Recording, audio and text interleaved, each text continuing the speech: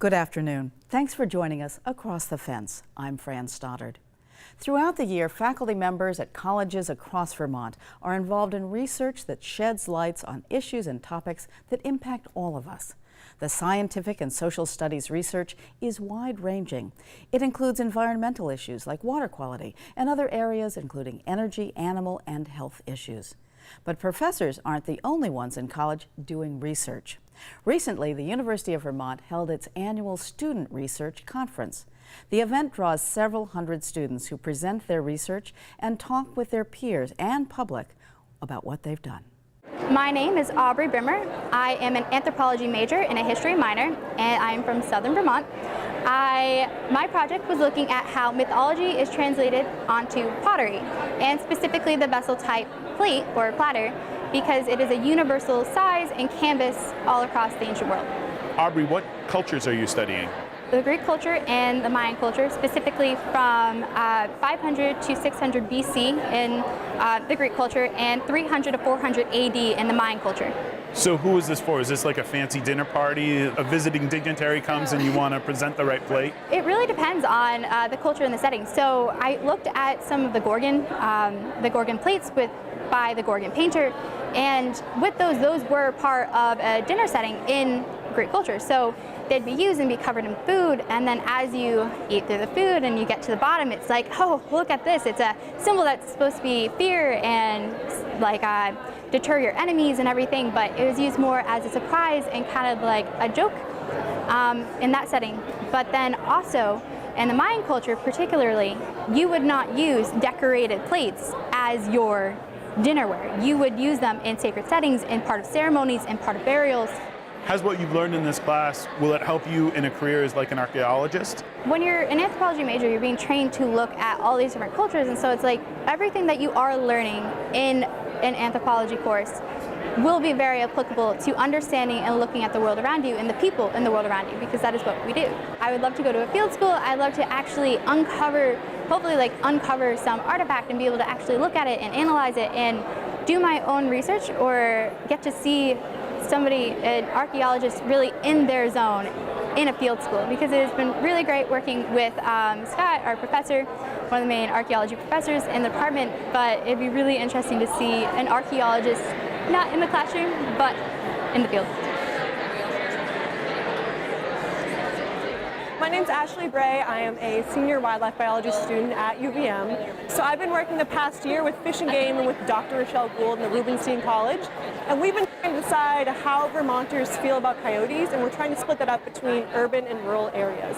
The problem we've been having is trying to figure out what counties in Vermont are urban versus rural. And that's like just a little part of this.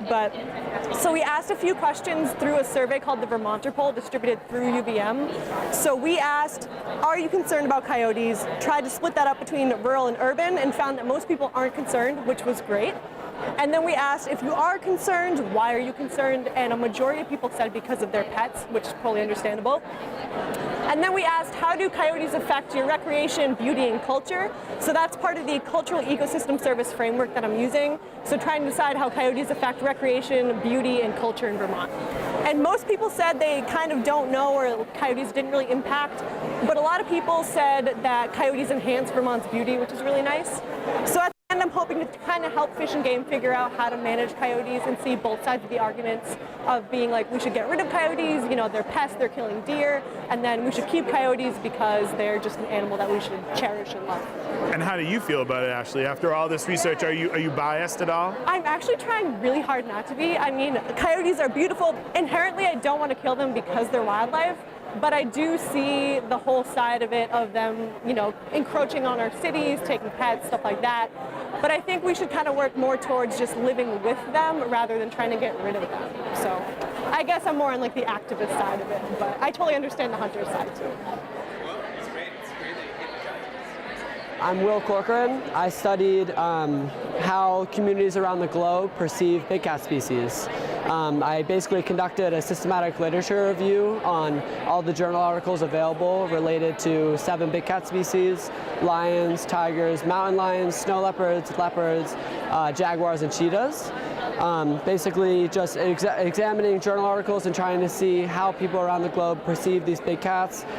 It's basically a systematic literature review, but also a meta-analysis. We're taking the statistical data from all these articles and compiling it together to try and map it out. So that's what I have going on here for each species as well. What did you learn? So we're still in the process of conducting the research, but so far what we found is that 5 of the 7 big cat species generally people feel indifferent or slightly positive about. For 2 of the big cat species, tigers and mountain lions, people generally have positive perceptions. We also broke it down by type of individual people we're interviewing, so either herders, like livestock holders, and people we call as locals, as in non-herders. And we found that, as you may assume, herders, who are people that are often having their livestock attacked by these big cats, have less positive views because they're losing out on subsistence or their income and things like that. Whereas general locals, they have connections to the big cats in one way or another. They may have cultural significance to them. They might appreciate the ecotourism that the big cats bring. There's a plethora of reasons the people might like the species. What class are you, Will? Senior. Senior, so Yeah. so this is it. Yes. Yeah. One more month. One more month. Yeah. Are you looking forward to graduation? Is this like this project is a culmination of your work here at UVM then? Totally, yeah. I have loved this. This has been no doubt one of the most rewarding things I've ever done at school and in general. I'm excited to graduate. I'm still going to be in Burlington and stuff, and I'll be sad to not be on campus as much, but I'll be around my friends and everything, so it'll all be great, yeah. Our congratulations to all the student researchers, and best of luck to the graduating seniors. The U.S. Census Bureau has begun to offer employment opportunities in advance of the 2020 census. The job openings are posted online. The census is required by the Constitution, and while it may seem trivial to connect a wide range of information every 10 years, the reality is that the census helps determine how more than $400 billion of federal funding is spent each year, and it gives us a more current picture of the makeup of our state and country. As Rebecca Gollin tells us, some census groundwork is already underway in Vermont. How many people live in Brattleboro? What percentage of Fairfax residents commute for work? What's the average age of a citizen in Bradford? These questions and more are answered every 10 years in the census. This data is available on the census website right now. While there's still some time before the next one in 2020, there's a lot to do to get ready. We only get one chance a decade to count everyone in the United States. Cynthia Gilliam is a geographic specialist with the Census Bureau. She's leading training workshops for towns and municipalities in advance of the 2020 count. Today we had a workshop about the local update of census addresses, LUCA.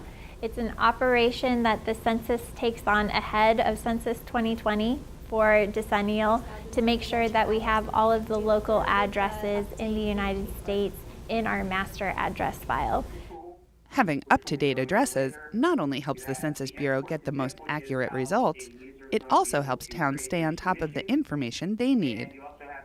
We're going to participate as part of the statewide effort in partnership with 911 to update and improve the census address lists, but we also want the towns to know that they can have a role in that at the local level.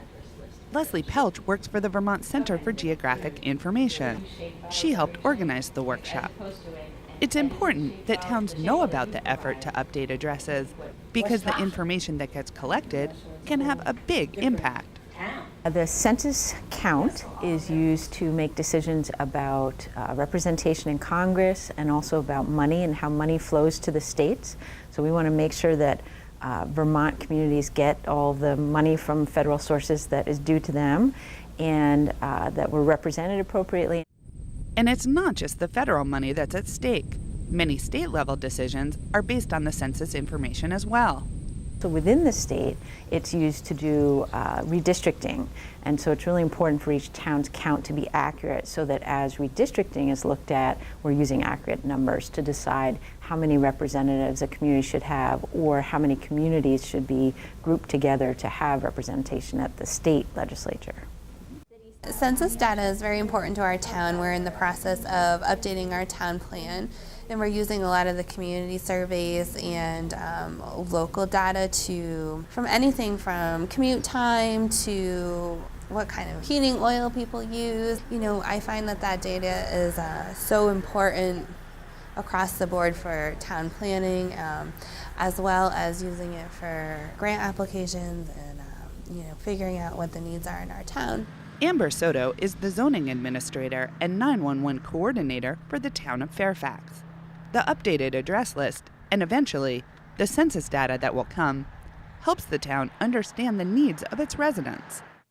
Right now, something that's big in Fairfax is pedestrian mobility and connectivity, and figuring out who's bike riding, who's busing, what type of recreation facilities that they're needing. These are the different address counts that we have according to Soto is anticipating that updating addresses in Fairfax will be straightforward, and the benefits are clear.